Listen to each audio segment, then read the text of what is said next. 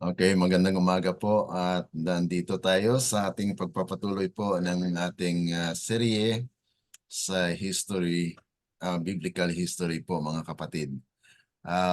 Today, welcome po sa ating mga kapatid na sumusubaybay po sa ating series.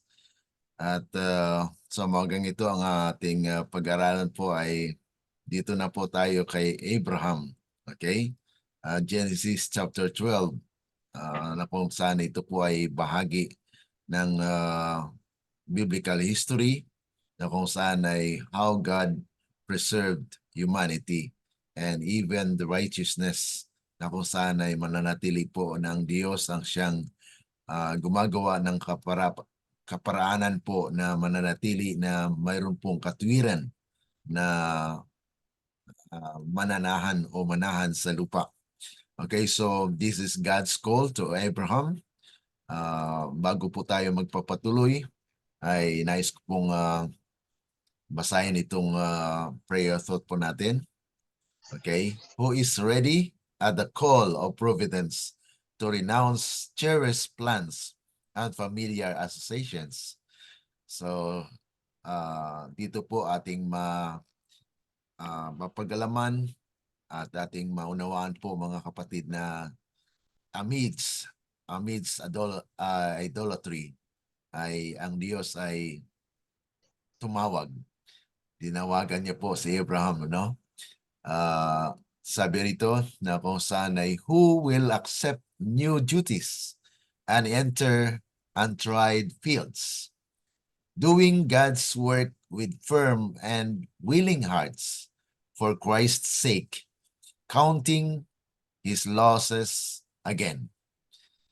He who will do this has the faith of Abraham and will share with him that far more exceeding and eternal weight of glory with which the sufferings of this present time are not worthy to be compared. Wow. So ito po yung napakagandang thought natin ngayong umaga. Sabi rito sa Tagalog, sino ang handa sa tawag ng providence na talikuran ang mga itinatangi na plano at familiar na mga asosasyon? Sino ang tatanggap ng mga bagong tungkulin at papasok sa mga hindi pa nasusubukang larangan? Ginagawa ang gawain ng Diyos ng may matatag at kusang puso, alang-alang kay Kristo, na muling binibilang ang kanyang mga pagkalugi. Siya na naggagawa nito ay may pananampalataya ni Abraham at makikibahagi sa kanya ng higit na higit at walang hanggang bigat ng kaluwalhatian, kung saan ang mga pagdurusa sa kasalukuyang panahon ay hindi karapat-dapat na ihambing. So napakagandang tanawin, pag-asa na atin pong titingnan kung mayroon tayong pananampalataya katulad ni Abraham. So ito po ang ating inspirasyon. Tayo po ay manalangin.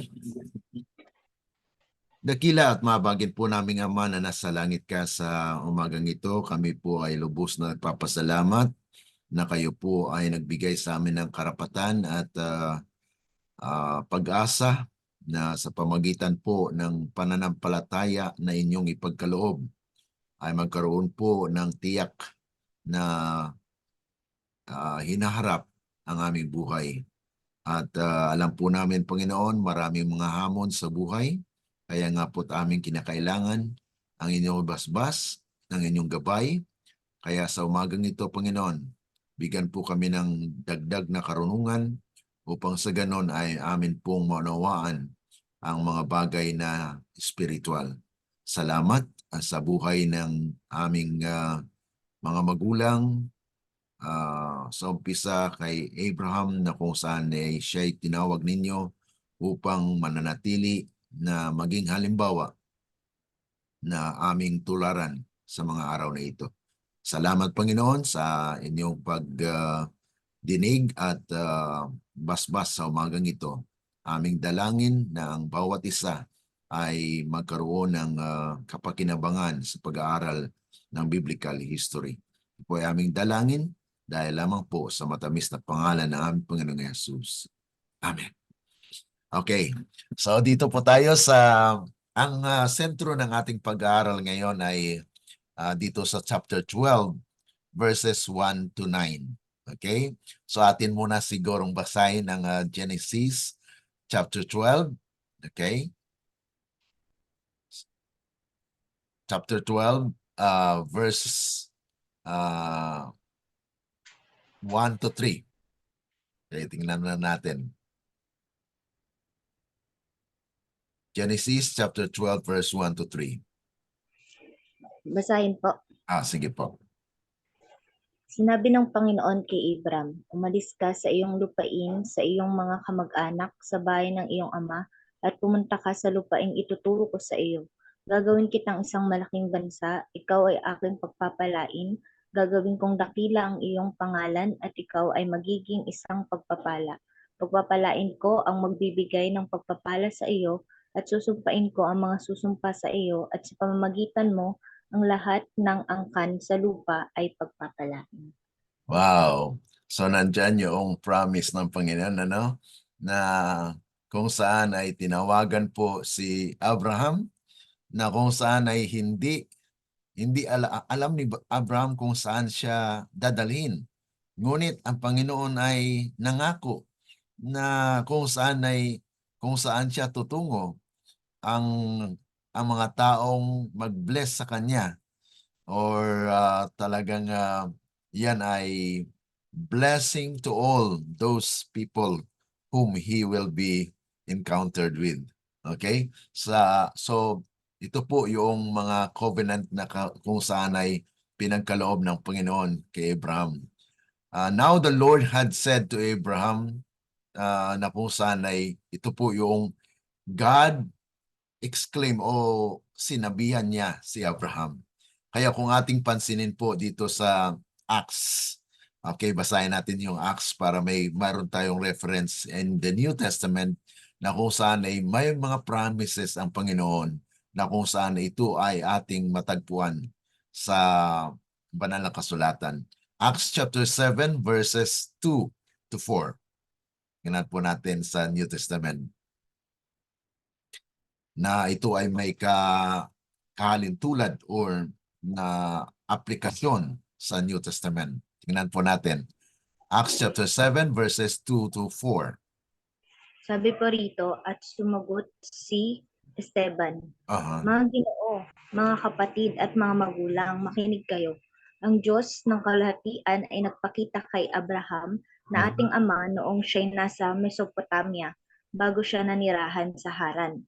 Sinabi sa kanya, Iwan mo ang iyong lupain at ang iyong mga kamag-anak at pumunta ka sa lupaang ipapakita ko sa iyo, na magkagay umalis siya sa lupain ng mga Kaldeyo at nanirahan sa Haran, at mula roon, pagkamatay ng kanyang ama, ay inilapit siya ng Diyos sa lupain na inyong tinitirhan ngayon.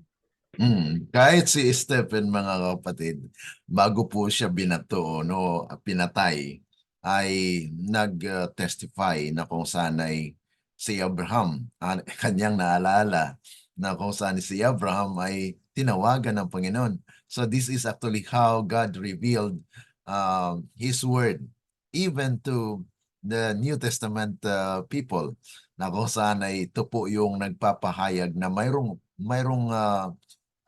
promisa ang Panginoon, hindi lamang kay Abraham kundi sa lahat ng lahi na mananampalataya po sa Panginoon.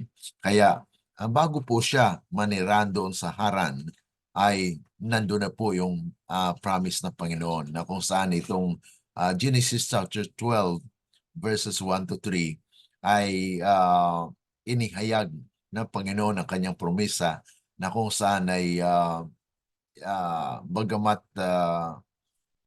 maraming mga nangyari sa nakaraan, ay nagunaw ang sanglibutan at dumami ang kasalanan, dumami ang tao. At kaya nga po sa time na yan na si Abraham ay tinawagan, people also fall into idolatry, na kung saan kaya nga po ay hiwalay po siya. Kaya ang Diyos ay hindi papayag na kung saan ay mananatili na ang buhay ni Abraham ay nandoon. Ibig sabihin, there is a way na kung saan i-separate ng Panginoon ang kanyang bayan. So, dito sa biblical history, when God has a purpose or has to sanctify His people, He will set apart, or kanyang pong i-separate yan. Kaya in the process of sanctification, ito po yung interrelation sa ating salvation, na God actually justifies a person He called. Kanyang dinajustify po ang taong nagkamali, nagkasala, ibalik niya po sa kanyang sarili. Ibig sabihin, God draw His people back to Himself dahil nais niya po na ang kanyang nilikha, ang kanyang binigyan ng kalooban, or ibig sabihin, His will was put or was given to those people who will be the progenitor, na magdadala ng mensahe sa lupa. Kaya itong si Abraham's partial obedience did not take God's promise away. No. Ibig sabihin, mayroon po tayong nagagawa na ito actually ay hindi natin kaya, no? Because we fall. Sabi sa Romans chapter 3 verse 23, ay we come short of God's glory.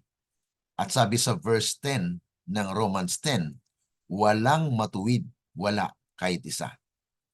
So kaya't ang tao, katulad kay Abraham actually has no power to resist or to be righteous. Only God is righteous. And so God called and qualified Abraham, na kung saan ay tinawagan po siya. Hindi niya nga po alam kung saan dadalhin, no? Hindi niya alam kung saan siya dadalhin ng Panginoon. Kaya sa atin din, we don't know about tomorrow, but we know God who holds tomorrow. So yan po yung mga prinsipyo na kung saan ay makukuha po natin dito. Kaya nga po, instead, it meant the fulfillment of the promise was delayed until Abraham was ready to do what the Lord told him to do. So kung ano po ang sasabihin ng Panginoon, kung ano po ang gagawin ng Panginoon sa kanyang bayan, yun po ang kagandahan dito kay Abraham, na kung saan he waited for the Lord. So ganun din po sa atin.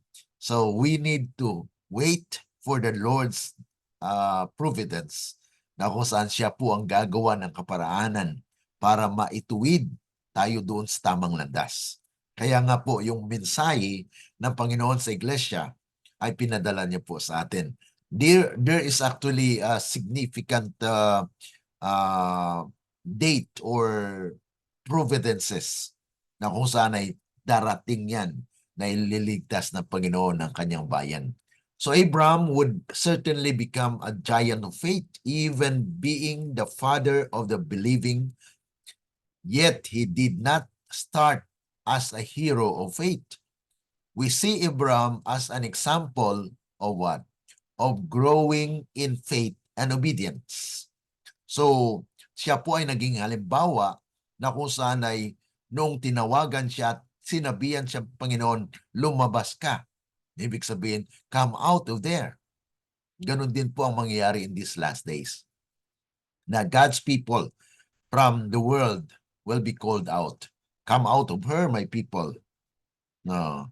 So yan po yung last warning actually to the world. That is Revelation chapter 1 to 4. Na the earth will be lightened with God's glory. So ngayon pa lang mga kapatid, when God calls His church to be purified, na kung saan ay sabi nga po ay sigh and cry within a church. This is actually responsibility and accountability, na kung saan ay ang church ay nais ng Diyos na maging pure. That's why in our lesson, Sabbath School lesson, mapapansin din po natin na there is actually what we call the cleansing of the sanctuary. Cleansing of the sanctuary is not only confined in the book, but actually it is the confinement of the people that are in that book. Kung ano po ang kanilang nagawa, kung ano po ang kanilang buhay nung sila'y buhay pa. Because the investigation or the cleansing of the sanctuary is actually cleansing of the book.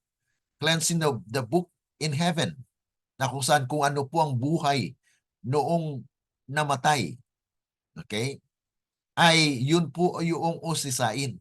Kung siya po ba ay namatay na naglilingkod or namatay na tumalikod.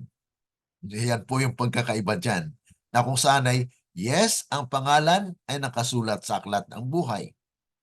Pero there is a process wherein there is an investigation na kung saan kung ikaw po ay tumanggap kay Kristo at namatay ka, then your names will be written there, will be investigated. Kaya nga po si Kristo ay pumasok doon sa most holy place na kung saan ay kanyang usisain kung ang ating buhay ba ay nananatili na separate. Separate, ibig sabihin, sanctified, set apart. Kung ikaw ba ay naihiwalay, ang buhay ba natin ay nakatala or nakaayon doon sa kanyang kalooban. Yun po, mga kapatid, na si Abraham dito set an example of life that is growing in faith. And not only in faith, but and obedience. Obedience is a result or manifestation.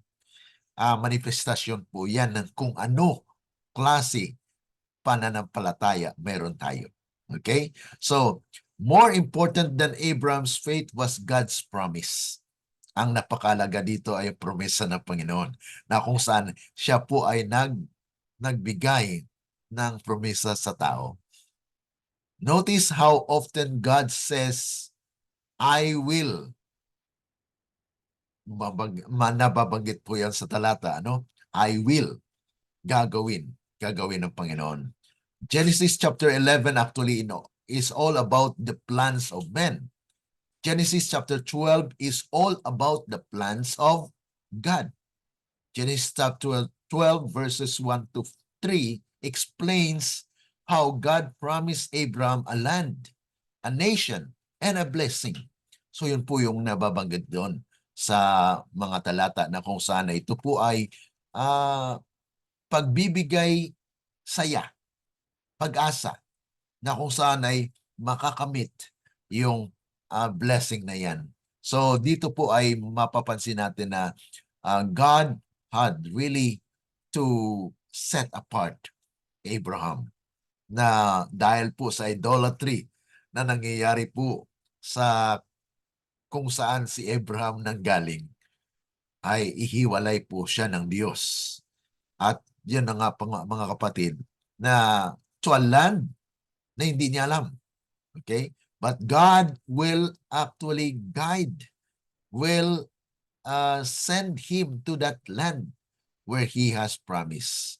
To a land that I will show you. So, ipakita ng Panginoon kung saan ka. Si Abraham ay talagang dinala ng Panginoon at mayroon pong lugar na angkop para sa kanya. Ganon din po sa kanyang bayan. In these last days, God will gather His people in His kingdom. Kingdom in the sense that we are in this world. Kasi sabi po na imposible sa tao na maging banal sa kalagitnaan nitong makasalanang sanglibutan. Tama po yun. Ngunit God has promised that He will bring His people to the promised land.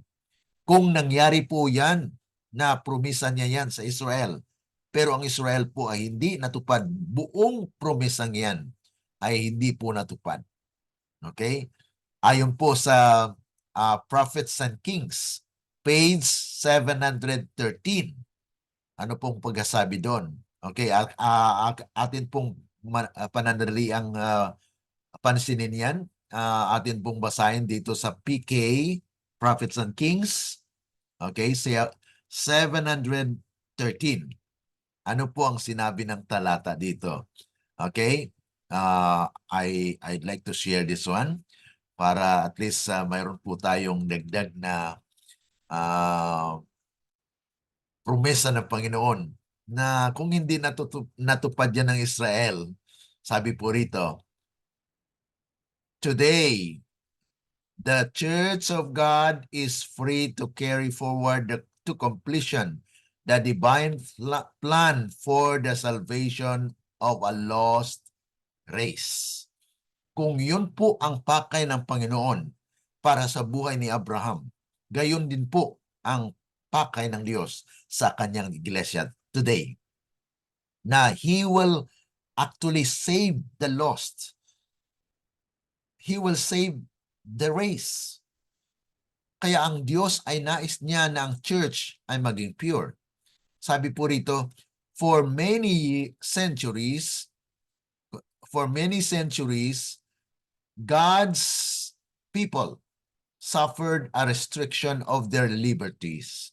The preaching of the gospel in its purity was prohibited, and the severest of penalties were visited upon those who dare disobey the mandates of men.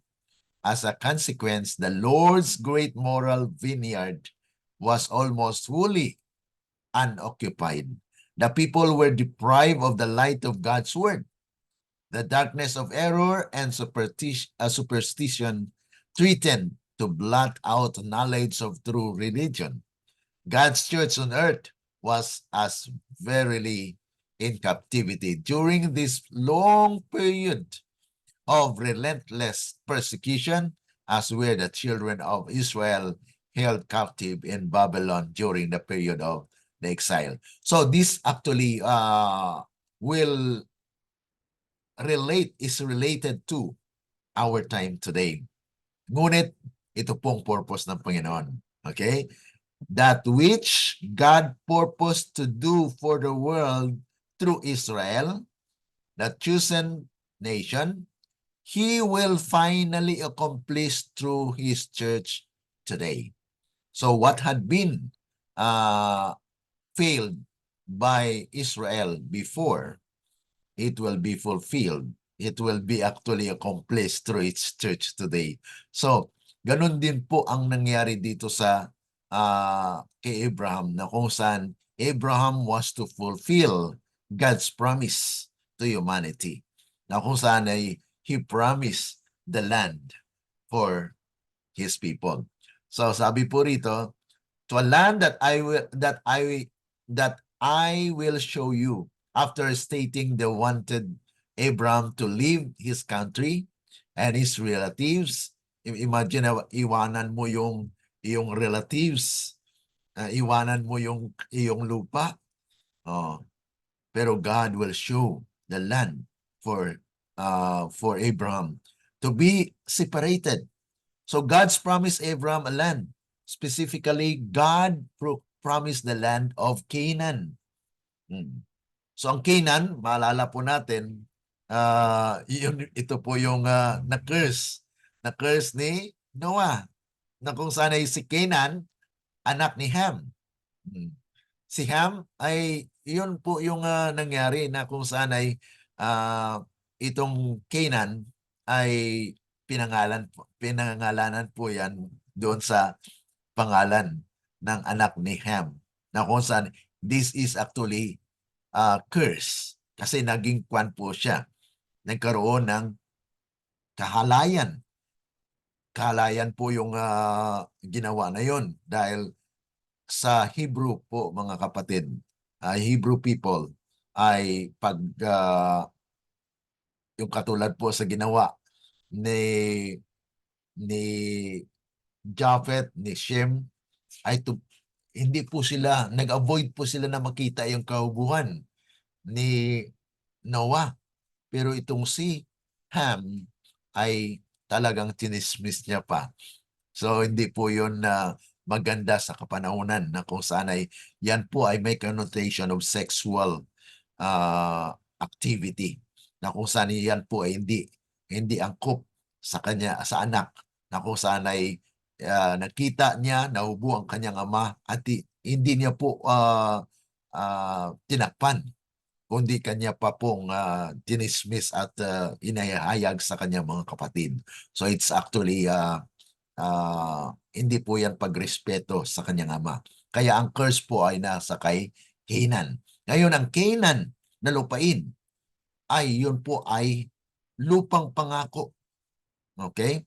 Na kung saan ito po yung maging lupain ng bayan ng Diyos. Okay? I will make you a great nation. God promised to make a nation from Abraham. He will have children and grandchildren and further descendants enough to populate a great nation. So mula kay Abraham, mga kapatid, ay nandito yung promise ng Panginoon. And make your name great. Gagawin ang kanyang pangalan na dakila. God promised to bless Abraham and to make his name great. There is probably no more honored name in the history than the name of Abraham, who is honored by Jews, Muslims, and Christians. So yan po, mga kapatid. Kaya mayroon pong Abrahamic group ngayon na talagang kwan po yan, binubuo sa Israel. Kahit yung Pope ay ginagamit po yan. Dahil Abraham was actually the man of God, na he is the father of faith. Okay? Now, so sabi po rito sa Patriarchs and Prophets, a promise was given to Abraham. There was given to Abraham the promise, especially dear to the people of that age, of a numerous posterity and of national greatness. I will make of thee a great nation, and I will bless thee and make thy name great, and thou shalt be a blessing. And to this was added the assurance, precious above every other to the inheritor of faith, that of his line the Redeemer of the world should come. In thee shall all families of the earth be blessed. Yet as the first condition of fulfillment, there was to be a test of faith. A sacrifice was demanded. So ito po yung may mga pagsubok. Pagkatapos po na may promise ang Panginoon, pero are we tawag nito yung tayo po ba ay kaaya-aya na makatanggap ng biyayang yan, mga kapatid. So ito po yung bahagi na kung saan ay mapapansin po natin. Okay, atin pong basahin ng verses 4 to 9. Okay? Ng Genesis. Genesis chapter 12, verse 4 to 9. Kaya't umalis si Abram ayon sa sinabi sa kanya ng Panginoon, at si Lot ay sumama sa kanya. Si Abram ay may 75 taong gulang nang umalis siya sa Haran. Isinama ni Abram si Sarai na kanyang asawa at si Lot na anak ng kanyang kapatid at ang lahat ng pag-aaring kanilang natipon at ang mga taong kanilang nakuha sa Haran, at umalis sila upang pumunta sa lupain ng Kanaan at nakatating sila roon. Lumaan sa lupain si Abram hanggang sa lugar ng Shechem sa punong Ensina ng More. Noon ang mga Kananeo ay nasa lupaing iyon. Nagpakita ang Panginoon kay Abram at sinabi, ibibigay ko ang lupaing ito sa iyong lahi. At siya'y nagtayo roon ng isang dambana sa Panginoon na nagpakita sa kanya. Mula roon ay lumipat siya sa bundok na nasa silangan ng Betel, at doon niya itinayo ang kanyang tolda na nasa kanluran ang Betel at nasa silangan ang Ai.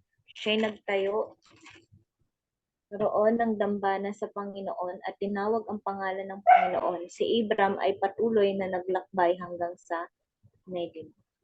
Okay. So atin pong mapapansin dyan kung ano po ang na ipinagkaloob ng Panginoon kay Abraham na kung saan ay siya po ay maging blessing sa lupain. Kaya nga ay pinakita sa kanya ng Panginoon ang lupain na yan na kung saan ay dyan po mananatili na maging tanyag ang kanyang pangalan at tatawagin po siya at talagang ito po yung tinitingnan natin na pag-asa na kung saan ay kung yan po ay naipromise kay Abraham and sabi niya nga po ay ang iyong lahi dyan magmula, na kung saan ang iyong lahi ay maging tanyag, ang iyong pangalan ang maging tanyag. Kaya nga po dito sa napapansin natin dito sa verses 4 to 9 ay talagang si Abraham ay sinunod ang Panginoon. So Abraham departed as the Lord has spoken to him. Kung ano po ang inihayag ng Diyos sa kanya ay kanyang tinupad. Okay? So yan po ay isa sa mga leksyon na dapat na ating matanggap din, mga kapatid, ano? Na kung saan ay kung ano po ang inihayag ng Diyos sa atin sa pamagitan ng kanyang salita ay we are willing to obey, to submit our will, na not my will be done but your will, O Lord. So yun po yung halimbawa na pinagkaloob or pinakita ni Abraham dito.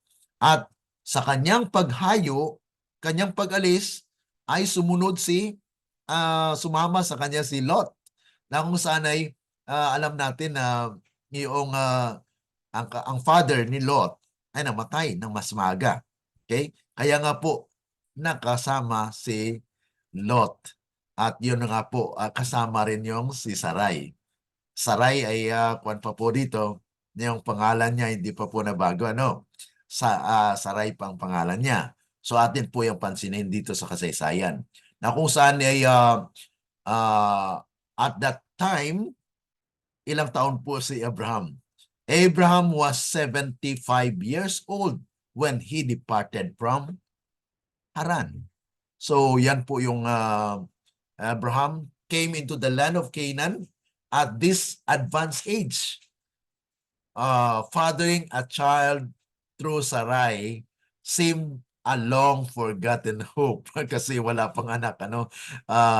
So parang nakalimutan na lang yun na wala pa siyang anak. Okay? So mapapansin natin dito na siya'y humayo, okay? Na may promise ang Panginoon, okay, alis ka, punta ka sa lugar na aking sasabihin sa iyo. So hindi alam ni Abraham. Ngunit siya po talaga ay sumunod at umalis nga po at the age of 75 na kung saan ay humayo siya. Then Abraham took Sarai, his wife, and Lot, his brother's son. Na kung saan ito po yung lahat ng possession nila. Kung ano po ang nasa kanila, ayun po ay dinala nila. So all their possessions that they had gathered and the people whom they had acquired in Haran. So may mga kasama rin po, no? Abraham left Ur of the Chaldees with his father. So yun ang po, mga kapatid, no? Na kung saan ay na lumipat po siya. Umalis siya doon sa lugar na yan because that place is idolatries. Na kung saan ay kasama po si Lot at stepping out na kung saan ay umalis sa lugar na yan. At dala-dala nila ang kanilang mga ari-arian. Okay?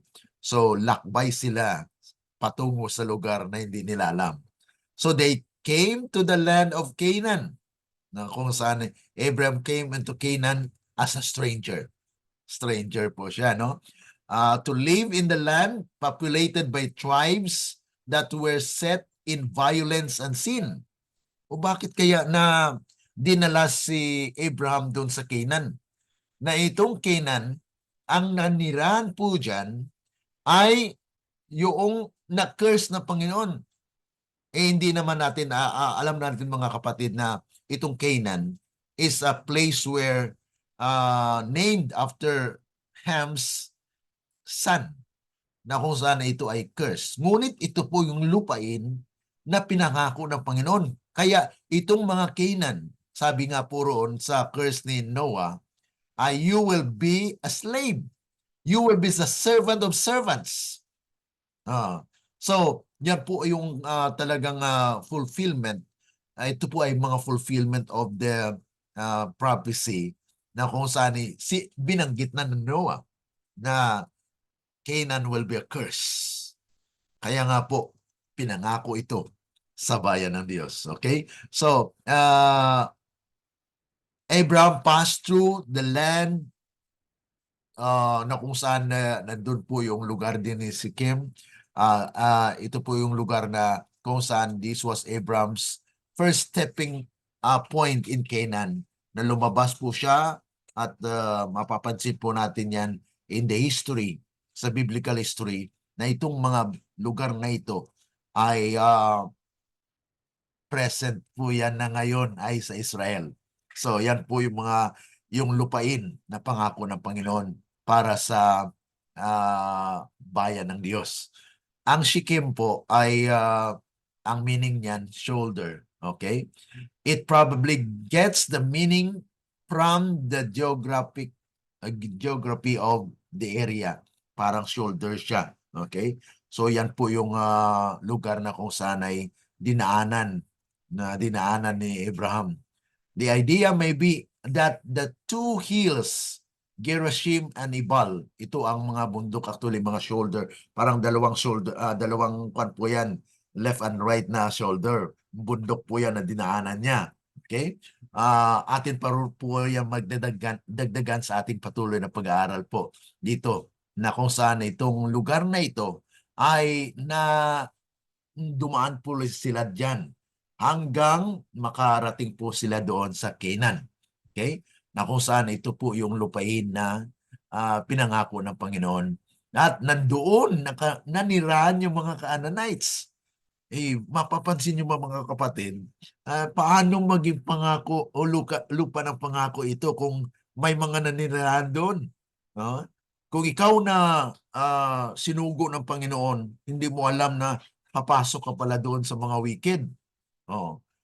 Galing sa idolatry sa kanyang pamilya, iniwanan ng kapamilya na papasok doon sa lupang pangako na kung saan ang lupang pangako may naninirahan. Ang naninirahan doon yung mga wicked na na-curse ng Panginoon. Ito po ay isang pagpapahayag lamang that God God has a purpose when you are in the midst of the wickedness, na kung saan ay there will be changes na maging kwan ka po dyan, mapahayag dyan na kung saan ay makikita ang iyong buhay na iba. You will set an example. Kaya ito si Abraham ay dinala ng Panginoon doon para makita po na ang pagpapalang tanggapin ng mga tao. Ang sino mang magpapapa o mag-bless or magpapala sa kanya ay pagpalain ng Diyos. So yan po yung promise ng Panginoon. Yes, dadalhin ka sa lugar na pinangako ng Diyos na kung saan ay kung yan man po ay lugar na hindi po kaaya-aya at mapapansin po natin na talagang puno ng kasamaan din, ay hindi po mangyari yan na kung saan ay ang Diyos nais niya na ang kanyang bayan ay maging free from error. So, sa sunod, bukas po ay ating magdagdagan po yan. Balikan natin itong mga bagay na ito, yung mga lugar na kung saan ay dinaanan po ni Abraham sa kanyang patungo sa Canaan. Okay? So, dito po ang dito po tayo titigil. It's already nag-exceed po tayo ng 15 minutes. Ngunit salamat sa panahon po na kung saan ay tayo ay nakapag-aral po ng kahit konti. Every morning mga kapatid ay may mga gist or gems of truth na atin pong mapapansin sa ating pag-aaral. Okay, any reaction? Any question kung mayroon? At kung ano po ang natutunan natin sa umagang ito. Ito po ay part 1 pa lang. Okay? Dahil atin pong binabahagi-bahagi para at least hindi po tayo humaba sa ating mga pag-aaral na kung saan ay we only have 30 minutes to 45 minutes para po hindi tayo mag-exceed sa schedule po natin. Okay? Any question? Sa ato pa, Brother Glenn, Opo. giingon man ka nga, itong giingon nga, pagawaso, ang kitapod karon kay significant man siya. Opo. Kitapod karon gipagawas gikan sa kalibutan. Aha. Dayon, dadon ngadto sa Pangako ng Panginoon pero may wicked may mga kwan doon. oh, kanang karon ang kanang yuta karon nga sa kun sa Bible sa Kanaan, mao na ang asa na siya dapita karon. Unsa Yan na ang siya? Palestine. Yan ang Palestine po. Yan actually ang lugar na pangako ng Panginoon. Ay, okay. Kaya may mga wicked po dyan. May mga wicked nyo, papansin nyo po. Ang mga nandyan ay mga wicked. Ngunit ang Panginoon ay gagawa ng kaparaanan. Kaya nga po, pag-aralan din po natin ang prophecy. Ano po? Sa prophecy kasi, Zechariah chapter 14 po yan. Na kung saan ay ang mga wicked nandyan sa Israel ngayon ay itataboy ng Panginoon yan. Okay? Gawin ng Panginoon yan. Dahil nangyari po yun kay Abraham, na kung saan si Abraham ay maging influensya po dyan sa loob. At dadami yung righteous. Ibig sabihin ay mag-expand po yan. Yan po yung pangako ng Panginoon kay Abraham. Kaya nga po ang Israel ay hindi niya po natupad yan. Oo. Itutuparin ng Panginoon yan sa pamagitan po ng modern Israel. Kaya basihan po ito. Kaya napakalaga po na ating balikan itong history dahil yun po ang lupang pangako na pinangako kay Abraham. Hindi pa natupad yan. Dili ang Jerusalem, Yan, kundi Jerusalem po yan. Yan po yung bahagi pa. Okay? Dako na ay kaayo na. Yes po. Yan po ay Jerusalem. Jerusalem, yan po yung city of Jerusalem, the capital city of Israel. Kasi capital city lang po yan. Okay? Pero ang lawak po niyan, yung coastal area niyan, Gaza, Escalon, yun po yung mga coastal area na wawasakin po during the war. Okay? Para papasok po dyan yung bayan ng Diyos. So, medyo na po yan, integration lang po yan ng ating pag-aaral, pero yan po ay kasama po sa propesya. Na kung saan pinangako kay Abraham na itong lugar na ito ay para sa inyo. at maging blessing to the world. Hindi naganap yan. Dahil ito po ay paunti-unti na talagang ginagawa ng Panginoon. Okay? So, bukas, dagdagan po natin yan dahil we have limited time. At salamat po sa umagang ito. Atin pong pasalamatan ng Panginoon na siya po ay nagtipon sa atin sa pag-aaral po ng biblical history. Okay, tayo po ay... Pwede nila po ipasa. Ipasa ko ne. Okay ra? Okay. Okay, so tayo po ay manalangin sa ating pag-close. Dakila at mabagin po naming Ama na nasa langit ka, salamat po sa mga mensahe, sa aming pag-aaral sa umagang ito. Naway patuloy na amin pong malasap ang katotohanan na kayo po ang siyang tumawag ng inyong bayan. Kaya nga po nais ninyong matupad ito at mangyari nawa ang inyong kalooban, hindi po ang sa amin. Kaya pagpalain po ang bawat isa na kami po ay magpapatuloy sa aming pag-aaral, bagamat hindi po namin naunawaan ng lubusan sa oras na ito, ay amin pong inanyayahan ng inyong banal na espiritu na siyang lulukob sa amin upang may personal po kami na pag-aaral din na kung saan ay mabasa po namin itong mga bagay nito at maunawaan. Dahil nais ninyo ng inyong bayan ay isahin ninyo at magkaroon ng influensya sa buong sanglibutan ng katwiran na siyang mananahan. Salamat Panginoon sa inyong pagtugon at patawarin po kami sa aming mga pagkukulang pagkakasala dahil lamang po sa matamis na pangalan ng aming Panginoong Yesus. Amen. Let the words of our mouth and the meditations of our hearts be acceptable unto thy sight, O Lord, our strength and our Redeemer. Amen. Okay. So Brother maraming Glenn, salamat po. Good morning. Brother Thank you Glenn, po. pwede mo Yes. rin akong ipasa? Okay po. Okay. Sige po, i-kuhan ko lang po sa inyo, i-share ko yung mga mga information. Okay, maraming salamat po. Sige, God bless. bye-bye. Okay, bye-bye.